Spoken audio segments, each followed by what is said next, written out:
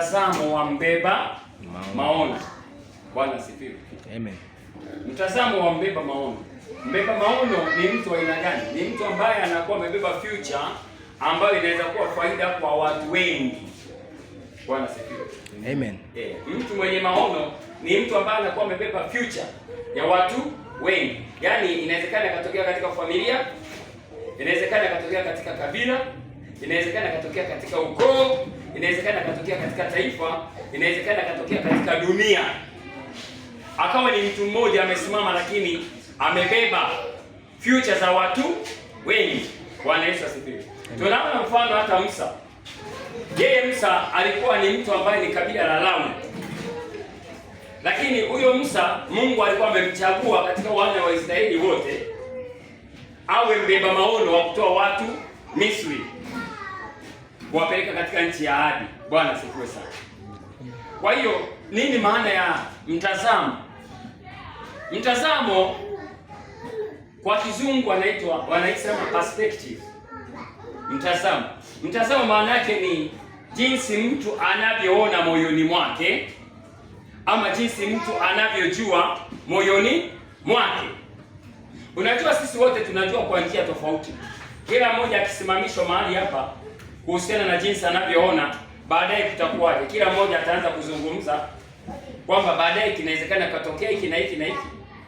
Nikiuliza kila mmoja kuhusiana na future ya kanisa hili, baadaye itatokea nini? Kila mmoja atakuwa na maono yake tofauti. Sasa ile mtazamo wa maono ya jinsi mtu anavyoona ndani yake, hiyo ndio inaitwa mtazamo. Bwana Yesu asifiwe sana. Amen. Na kitu kingine cha pili ambacho tunakizungumzia, kama nilivyoweza kuzungumza kwamba inawezekana mtu akachaguliwa katika jamii. Inawezekana hata nyinyi mliokuja hapa, kila mmoja amechaguliwa katika familia yake. Inawezekana si wote wako kama wewe. Hapana. Wewe ndio maana uko hapa. Inawezekana hauko hapa kwa sababu yako. Wewe uko hapa kwa sababu umetumwa kutoka katika familia yenu ili uweze kufungua milango ambayo ya kuweza kusaidia jamii yenu kiujumla. Inawezekana kuna mambo ambayo yalikuwa yakitendeka zamani. Zamani tulikuwa tunaishi maisha ambayo ni maisha ambayo kwa kweli yalikuwa magumu. Wazazi wetu, babu zetu walikuwa wanaabudu miungu. Walikuwa wanaweka mazindiko. Kwa mfano sisi kabila yetu Wahaya. Sasa upande wa ukoo wetu sisi kama Wayuzi, nasikia ukoo wanasema Wayuzi. Wayuzi walikuwa ni watu ambao wanatumia radi. Sasa kuna wengine tunasikia wanasema wazina nini sijui nini, na makabila mengine ya huku mjini, makabila mataifa, wana kila mmoja anavyoamini.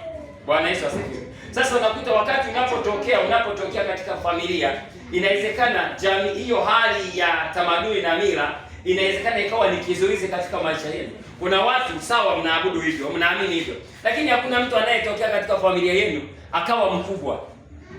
Mtu akitaka kuwa mkubwa ama kusoma, kuwa na elimu, lazima afya.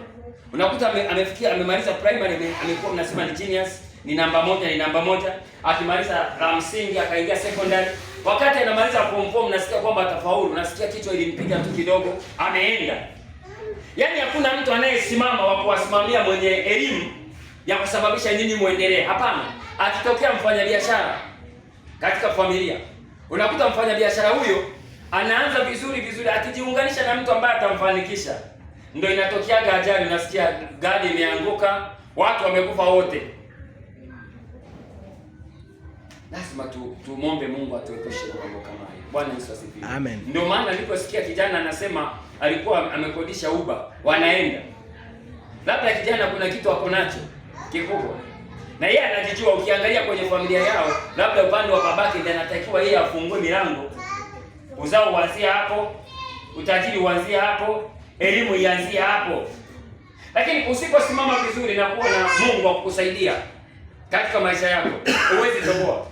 Bwana asifiwe. Amen. Unajua kuna watu wengine hata anamaliza masomo vizuri, shule vizuri, anasoma vizuri, anamaliza, anatembea na vyeti vinakaa mpaka kwa briefcase, mpaka vinakuwa na ukungu.